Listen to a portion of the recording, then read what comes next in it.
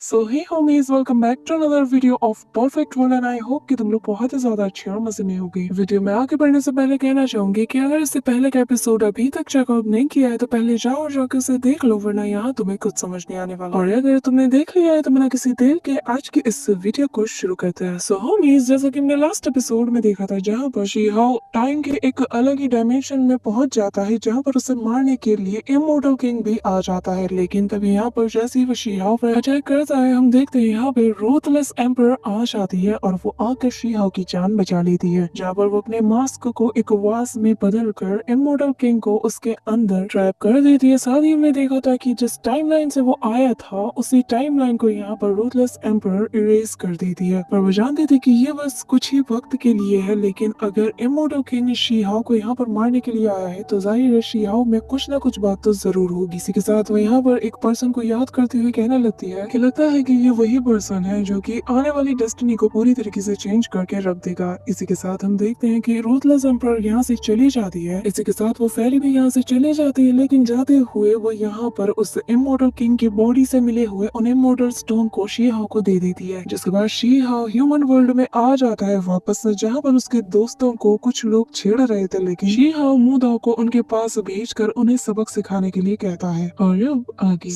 हमारे इस एपिसोड के स्टार्टिंग में हम मूदाओ को देखते हैं जो कि यहाँ पर शी हाउ के कहने पर तियानजिन एकेडमी के उन डिसाइपल्स पर जो कि यहाँ पर शी हाउ के फ्रेंड्स को ट्रेजर्स की वजह से परेशान कर रहे थे, वो यहाँ पर उसे अपने 5 एलिमेंट की पावर का यूज करके सबक सिखा रहा था, जहाँ पर हम देखते हैं कि वो फीनिक्स फायर वॉल से उन पर अटैक करना शुरू कर देता है, जिससे बचकर हम देखते हैं कि तियानजिन एकेडमी के जितने भी डिसाइपल्स थे वो भागने लगते हैं। यहाँ पर हम देखते हैं कि उसका गुस्सा उसके अटैक से ही जाहिर हो रहा था, जिसे देखकर शी हाउ भी मन में कहने लगता है कि आखिर ये इतने गुस्से के साथ अटैक क्यों कर रहा है। इसी के साथ हम मूदाओ को देखते हैं जहाँ पर वो अपने मास्टर की कही हुई बातें याद कर रहा था, जहाँ पर उसके मास्टर ने बताया था कि 9 हेवन और 10 रियल्म्स के जो लोग हैं ये लोग भले ही इंसान जैसे दिखते हो, लेकिन ये अंदर से पूरी तरीके से डीमन है, इनके अंदर इंसानियत नाम की चीज भी नहीं, और इन लोगों का एग्जिस्टेंस हमारे नेदर वर्ल्ड के लिए बहुत ही ज्यादा खतरनाक है, इसलिए इन्हें जल्द से जल्द मारा जाना चाहिए। पर मूदाओ सच्चाई जान चुका था कि जैसा उसे बताया गया था अब तक यहाँ के लोगों के बारे में वो सब कुछ गलत था, और कहीं ना कहीं उसे इस बात का रिग्रेट भी हो रहा होता है कि उससे झूठ बोला गया। लेकिन यहाँ पे मूदाओ बहुत ही ज्यादा कंफ्यूज नजर आ रहा था और वो आउट ऑफ कंट्रोल भी हो जाता है, जिस वजह से चारों तरफ तबाही भी मचने लगती है। लेकिन तभी यहाँ पर शी हाउ आकर उसे कंट्रोल करता है और कहता है कि यहाँ पर बस एक मामूली सा झगड़ा हुआ है तो इसे इतने हाइपर लेवल तक ले जाने की कोई जरूरत नहीं, जिस पर हम देखते हैं कि तियानजिन एकेडमी के लोग भी शी हाउ का शुक्रिया अदा करने लगते हैं, जिसके बाद शी हाउ कहने लगता है कि इतना खुश होने की जरूरत नहीं है क्योंकि तुम्हें अपने ट्रेजर्स और टेक्निक्स मेरे साथ शेयर करने होंगे, जिस पर उनमें से कहने लगता है कि तुम्हारे जैसा बेशर्म इंसान कहीं नहीं देखा, तुम तो दिन दहाड़े हमें लूट रहे हो। ये सुनते साथ ही मूदाओ को गुस्सा आ जाता है, वो उसके पीछे जाकर उसे जोरदार एक किक मारता है, जिसके अगले सीन में हम देखते हैं कि यहाँ पर वो सारे डिसाइपल्स डर के मारे शी हाउ को अपनी ट्रेजर्स एंड टेक्निक दिखाते हैं, लेकिन शी हाउ को इनमें कुछ खास दिलचस्पी नहीं होती, जिस वजह से वो उन्हें लेता है और उठा के दूर फेंक देता है। पर तभी उनमें से एक जेड स्क्रप्चर पर उसकी नजर पड़ती है, जिसे देखकर वो भी हैरान हो जाता है और फिर उसे याद आता है कि जब वो ओल्ड टॉम के अंदर गया था जहाँ पर उसने इन जेड स्क्रप्चर्स को हासिल करने की कोशिश की थी, लेकिन वो इसमें नाकाम रहा था, जिसके बाद शी हाउ उस स्क्रप्चर को रखते हुए कहता है कि उम्मीद नहीं की थी कि ये मुझे इतनी आसानी से मिल जाएगा। लेकिन जैसे ही वो अपने पास रखने लगता है यहाँ पर एक पोर्टल ओपन होता है और उसमें से एक बंदा बाहर आता है जिसका नाम वांग चाओ होता है। वो कहने लगता है कि तुम्हें अपनी लिमिट्स को ऐसे क्रॉस नहीं करना चाहिए। इसके बाद हमें पता चलता है कि असल में ये हेवनली गॉड रियलम में वांग ब्रांच का ही एक मेंबर है, जिसके साथ ही वो यहाँ पर कहने लगता है कि भले ही हमारी वैंग शी ने तुम्हें अपना स्लेव बनाया है, लेकिन तुम अपनी लिमिट्स को क्रॉस कर रहे हो और तुम वांग फैमिली के ही डिसाइपल्स को लूटने की कोशिश कर रहे हो। यहाँ पर इसकी बात सुनकर मूदाओ को गुस्सा आने लगता है, लेकिन इससे पहले कि वो अटैक करता शी हाउ खुद आगे बढ़ता है और सीधा जाकर उल्टे हाथ से एक जोरदार थप्पड़ उसके मुंह पे लगाता है, जिससे वो बंदा बहुत दूर जाके गिरता है। और फिर शी हाउ यहाँ मौजूद डिसाइपल से पूछता है कि आखिर ये कौन है, जिस पर वो बताने लगते हैं कि ये वैंग फैमिली का ही एक मेंबर है और उसके ग्रैंडफादर वैंग फैमिली के ही एक मुखिया है। यहाँ पर ये सुनते साथ ही शी हाउ कहने लगता है कि अच्छा अब मैं सारी बात समझ गया, और फिर वो उसके पास जाने लगता है, जिसे देखकर वैंग चैन कहने लगता है कि अगर तुम मेरी फैमिली के नाम से डर चुके हो तो अब चुपचाप सरेंडर कर दो, वरना तुम्हारे जो सर पर ये स्लेवरी कॉलर लगा हुआ है ये वैंग शी के बस एक थॉट से ही ब्लास्ट कर जाएगा और तुम्हारी मौत हो जाएगी। जिस पर शी हाउ कहता है कि ऐसा कोई नहीं जो कि मुझे कंट्रोल कर पाए। और फिर हम देखते हैं कि शी हाउ उसके बातों को इग्नोर करते हुए एक जोरदार किक सीधा उसके मुंह में जड़ देता है, जिससे उसकी आधी बत्ती सी वहीं वहीं पर टूट जाती है और उसकी बॉडी फ्लाइंग जेट बन जाती है। जिसके बाद हम देखते हैं कि उसकी बॉडी से खून भी गिर रहे होते हैं और फिर शी-हाओ कहने लगता है कि अगर इस वक्त वैंग-शी भी होती ना तो वो भी मुझे नहीं रोक सकती। तभी हम पीछे से मिस वैंग-शी और उसी प्रिंसेस लेडी को देखते हैं, जहाँ पर वो प्रिंसेस लेडी कहती है कि मुझे ऐसे लड़के बहुत ज्यादा पसंद है जो कि बहुत ही ज्यादा टफ हो, और फिर वो शी-हाओ से कहती है कि क्यों ना तुम मेरे क्लैन को ज्वाइन कर लो। जिस पर शी-हाओ कोई जवाब नहीं देता और फिर यहाँ पे मिस वैंग-शी कहने लगती है कि आखिर यहाँ पे चल क्या रहा है। जिस पर शी-हाओ कहता है कि यहाँ बस थोड़ी सी बातचीत चल रही थी, इससे ज्यादा कुछ नहीं। कि तभी हम देखते हैं कि वैंग फैमिली के डिसाइपल जैसे ही कुछ बोलने वाले थे, तभी शी-हाओ उनकी तरफ एक कोल्ड लुक देता है और वो लोग कहने लगते हैं कि हाँ हाँ ये बिल्कुल ठीक कह रहा है। पर यहाँ पर मिस वैंग-शी समझ आती है कि शी-हाओ की पावर अब पहले से कई गुना ज्यादा बढ़ चुकी है और अगर ऐसे ही ये प्रोग्रेस करता रहा तो फ्यूचर में से कंट्रोल करना मुश्किल हो जाएगा। जिसके बाद वो शी-हाओ से कहने लगती है कि हमारा ये सफर बहुत ही ज्यादा अच्छा रहा और हमने बहुत सी चीजें भी अचीव की है, और अब अकेडमी में वापस जाने के बाद मैं तुमसे पर्सनली मिलना चाहूंगी क्योंकि मुझे तुमसे कुछ डिस्कस करना है। इसी के साथ हम उसी बंदे को देखते हैं जिसे कि अभी अभी शी-हाओ ने सबक सिखाया था। वो एक पत्थर के नीचे दबा हुआ होता है कि तभी यहाँ पर उसकी बॉडी से एक और जेड स्क्रिप्चर बाहर निकलने लगता है, जो देखकर यहाँ पर मोदाओ भी शॉक्ड हो जाता है। लेकिन तभी शी-हाओ अपनी सक्शन फोर्स की मदद से उस स्क्रिप्चर को ले लेता है और दोनों स्क्रिप्चर को आपस में फ्यूज करने लगता है। यहाँ पर मिस वैंग-शी भी ये देखकर हैरान थी कि ये लड़का उसके ही कबीले के जितने डिसाइपल्स हैं उन्हें मारकर उनके ट्रेजर्स को हासिल कर रहा है, पर फिलहाल के लिए वो ज्यादा कुछ नहीं कर पाती। इसी दौरान यहाँ पर एक पोर्टल ओपन होता है जिसमें से ध्यानचंद अकेडमी का वो शिप बाहर आता है, जिसके अंदर से थर्ड एल्डर और सेकंड एल्डर बाहर आते हैं। यहाँ पर सेकंड एल्डर की नजर जैसे ही दो सेलेस्टर स्क्रिप्चर्स पर जाती है, वो कहने लगता है कि ये बहुत ही ज्यादा रेयर है और इन्हें एक साथ पाया जाना उससे भी ज्यादा रेयर है। लड़के,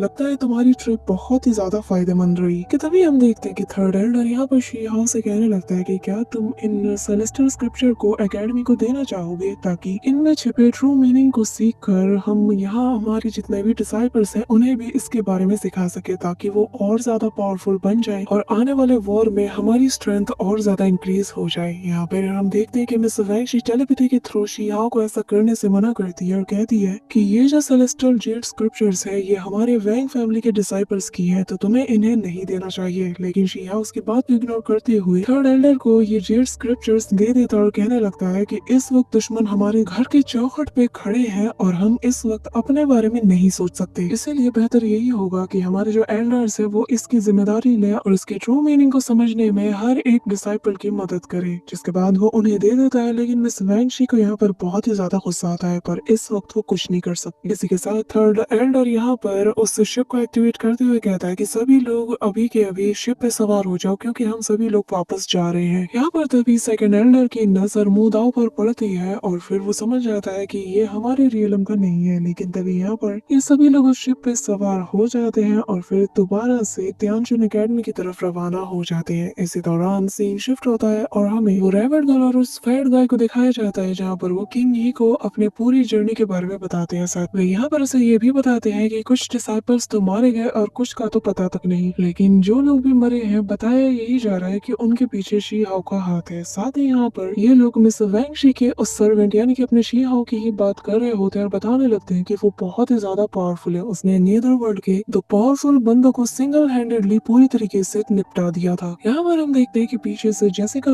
भी इनकी बातें सुन रही थी और वो कहीं ना कहीं समझ आती है कि ये वैंग-शी का जो सर्वेंट है ये और कोई नहीं बल्कि शी-हाओ ही होगा। इसी के साथ सभी जगह पर ये खबर भी फैल जाती है कि शी-हाओ ने नीदरवर्ल्ड के एक बंदे को अपना सर्वेंट बना लिया है। मतलब कि वैंग फैमिली के एक सर्वेंट ने नीदरवर्ल्ड के एक पावरफुल बंदे को अपना सर्वेंट बना लिया है। लेकिन यहाँ पे जो सेकंड एल्डर होता है उसे इस बात पे शक होता है, इसी वजह से वो यहाँ पर मोदाओ को एल्डर काउंसलिंग में पूछताछ के लिए बुलाता है। बेसिकली यहाँ पर हम देखते हैं कि जो मोदाओ होता है उस पर सेकंड एल्डर बहुत ही ज्यादा टॉर्चर कर रहा था। वो यहाँ पर उसकी सोल सर्चिंग कर रहा था, लेकिन उसकी सोल पर इटर्नल मार्क होने की वजह से ये काम इतना ज्यादा आसान नहीं था। कि तभी यहाँ पर शी-हाओ को भी ये खबर लग जाती है और वो दौड़ते हुए मोदाओ के पास जाने लगता है। रास्ते में कुछ डिसाइपल्स उसे रोकने की कोशिश करते हैं, लेकिन शी-हाओ उन्हें भी निपटा देता है। जिसके बाद जैसे ही शी-हाओ हॉल के अंदर पहुंचता है वो पाता है कि यहाँ पर जबरदस्ती सोल सर्चिंग करने की वजह से मोदाओ की जो बॉडी थी वो एक्सप्लोड करने वाली थी। लेकिन तभी यहाँ पर वो अपने से गोल्डन पगोड़े को बाहर निकाल कर के तभी हम देखते हैं कि थर्ड एल्डर भी इस काम में उसकी मदद करते हैं और वो यहाँ पर उसे सप्रेस करने की कोशिश करता है। यहाँ पर ये सब देख कर सेकंड एल्डर कहने लगता है कि ये दूसरे वर्ल्ड का एक जासूस भी हो सकता है, इसलिए हमें इस पे लगातार रिसर्च करनी चाहिए। जिस पे थर्ड एल्डर इसके के खिलाफ जाते हुए कहता है कि हम भले ही दूसरी दुनिया के बारे में जानना चाहते हैं लेकिन किसी को ऐसे तड़पा के नहीं। इसी दौरान यहाँ पर एक पावरफुल बीइंग के आने की प्रेजेंस सभी को फील होती है और यहाँ पर तेज रोशनी के साथ बहुत सी फीनिक्स बर्ड्स निकलते हैं, जिसके साथ ही यहाँ पर तियानजिन एकेडमी के द ग्रेट एल्डर मिन तियांगजिन आ जाते हैं और जिनका पावर लेवल इस वक्त सुप्रीम बीइंग रियलम के ऊपर है। यहाँ पर सभी लोग उन्हें देखते साथ ही रिस्पेक्ट देने लगते हैं और शी हाओ कंफ्यूज होता है। इसी के साथ सीन शिफ्ट होता है और हमें मिस वैंगशी के मेंशन का सीन दिखाया जाता है जो कि चारों तरफ से बैरियर से घिरा हुआ था। कि तभी हम देखते हैं कि यहाँ पर वांग फैमिली के एल्डर्स आ जाते हैं जिन्हें कि यहाँ पर मिस वैंगशी की सर्वेंट बताने लगती है कि यहाँ पर कि मिस वैंगशी का जो सर्वेंट था उसने उन्हें यहाँ पर किडनैप करके रखा हुआ है और हम चाहकर भी इस बैरियर की वजह से अंदर नहीं जा पा रहे, जिसे कि यहाँ पर मु दाओ प्रोटेक्ट कर रहा है। इसी दौरान यहाँ पर वही प्रिंसेस वॉर लेडी भी आ जाती है जो कि आकर कहने लगती है कि लगता है कि मिस वैंगशी ने अपना चाल चल दिया है। वैसा आप लोग यहाँ पर इतने परेशान क्यों हो रहे हो? जो कुछ भी हो रहा है उसकी मर्जी से हो रहा है। जिस पर यहाँ मौजूद एल्डर्स गुस्से के साथ कहते हैं कि ऐसा कुछ भी नहीं हो सकता क्योंकि मिस वैंगशी की ऑलरेडी एंगेजमेंट हो चुकी है, तो वो यहाँ पर इस सर्वेंट के साथ क्या कर रही है। जिसके बाद वो एल्डर यहाँ पर मु दाओ के पास जाकर कहने लगता है कि हमारे रास्ते से हट जाओ, हमें अंदर जाना है। कि तभी यहाँ पर शी हाओ की आवाज आती है जो कि चिल्लाते हुए कहता है कि आखिर किसने इतना दम आ चुका है कि यहाँ पर मुझे आकर डिस्टर्ब कर रहा है। क्या तुम लोगों को नजर नहीं आ रहा कि यहाँ पर मैं और मिस वैंगशी कल्टीवेट कर रहे हैं? यहाँ पर उस एल्डर को मिर्ची लग जाती है। वो कहने लगता है कि तुम्हारी हिम्मत कैसी मुझसे ऐसे बात करने की? क्या तुम भूल चुके हो कि तुम्हारे सर पर हमारे वैंग फैमिली का वो ब्रेसलेट लगा है जिसकी वजह से हम जब चाहे तुम्हें तब मार सकते हैं? जिस पर शी हाओ कहता है कि अपनी बकवास बंद करो, तुम यहाँ पर कुछ ज्यादा ही बोल रहे हो। यहाँ पर वो एल्डर बहुत ही ज्यादा गुस्से में आ जाता है और अपने सारे डिसाइपल से कहता है कि इसी वक्त इस बैरियर को डिस्ट्रॉय कर दो। जिसके बाद वो सारे डिसाइपल्स उस बैरियर पर अटैक करने लगते हैं, लेकिन सामने यहाँ पर मु दाओ खड़ा था जो कि इमीडिएटली एक पाम अटैक करके इन्हें दूर पटक देता है। और फिर मु दाओ कहने लगता है कि तुम्हारी हिम्मत कैसी है कि इतनी कम स्ट्रेंथ के साथ मेरा सामना करने मुंह उठा के चले आए, जाकर अपने किसी बड़े को भेजो। कि तभी हम देखते हैं कि उस एल्डर को और ज्यादा गुस्सा आ जाता है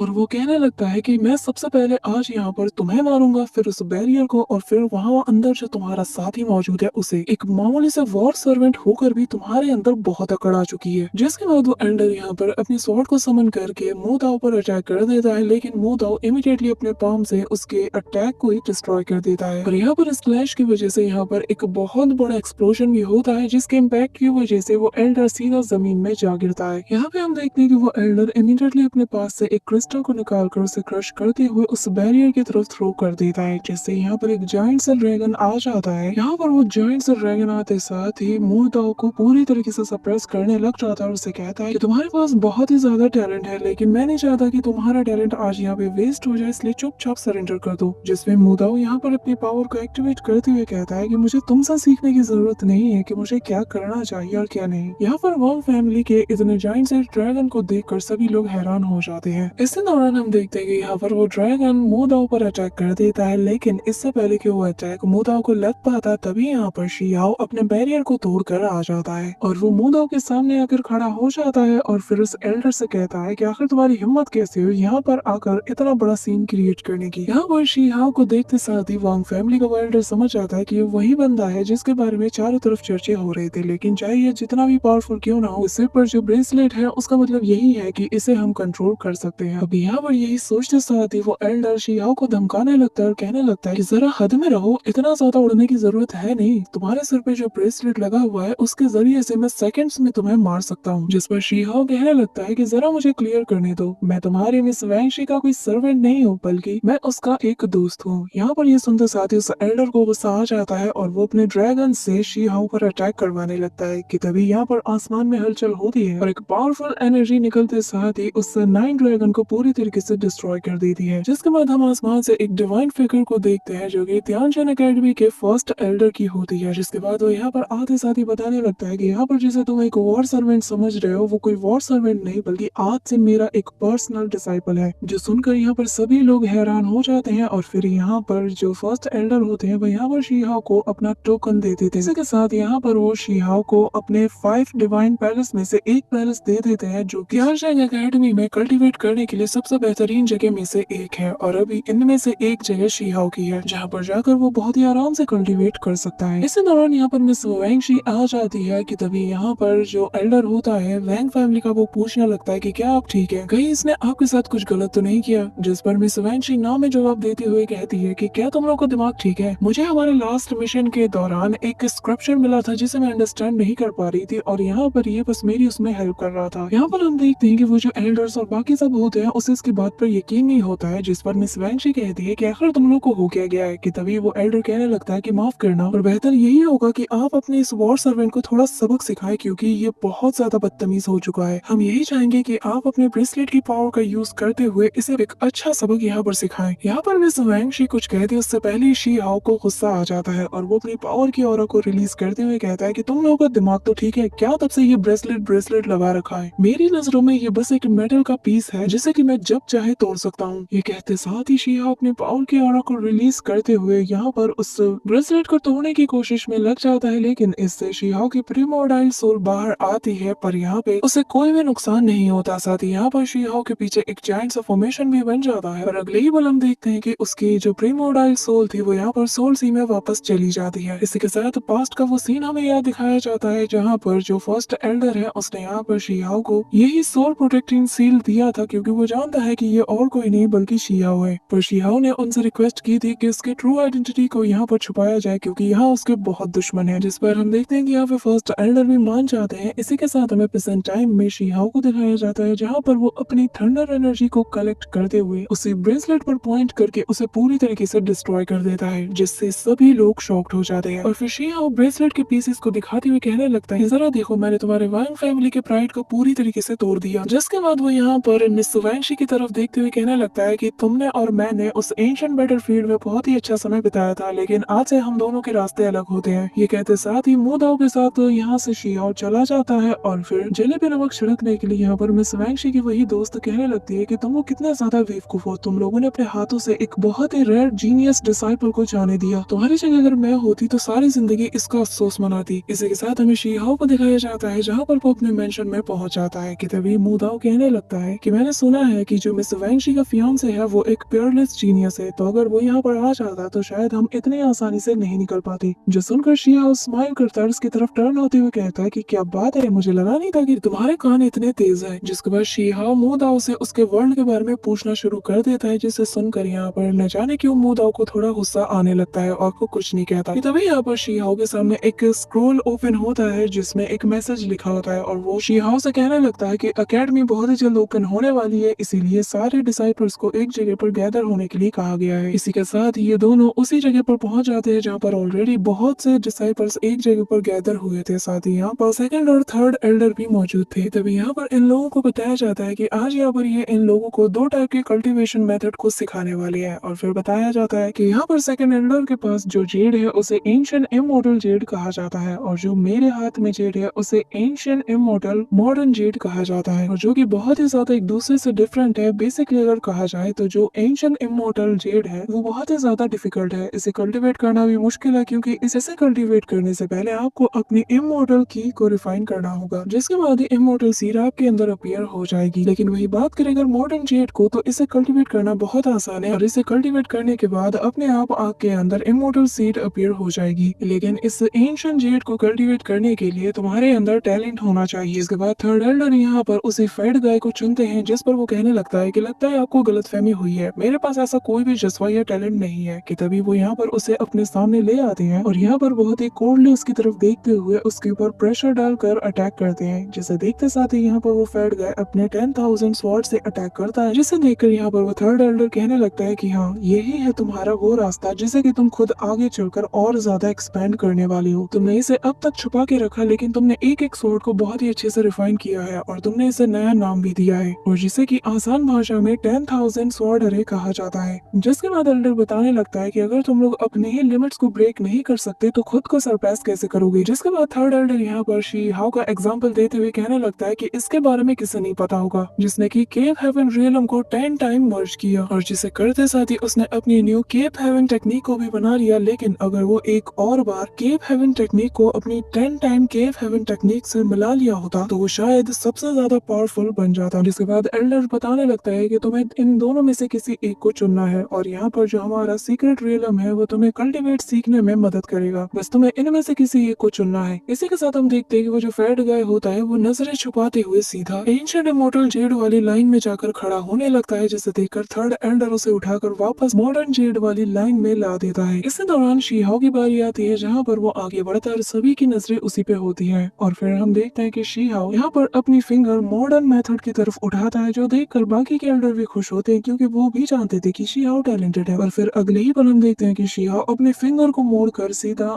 एंशिएंट मेथड की तरफ कर देता है, जिसे देखकर सभी लोग हैरान हो जाते हैं और शी हाओ उसी लाइन में बढ़ने लगता है, जिसके बाद थर्ड एल्डर कहने लगते हैं कि आखिर इसने क्या कर दिया। So that's it for today guys, I hope कि तुम सबको आज की वीडियो काफी ज्यादा पसंद आई होगी। अगर हाँ तो वीडियो को लाइक करना, चैनल पे नए हो तो सब्सक्राइब करना। तो मिलते हैं नेक्स्ट वीडियो में, तब तक के लिए बाय।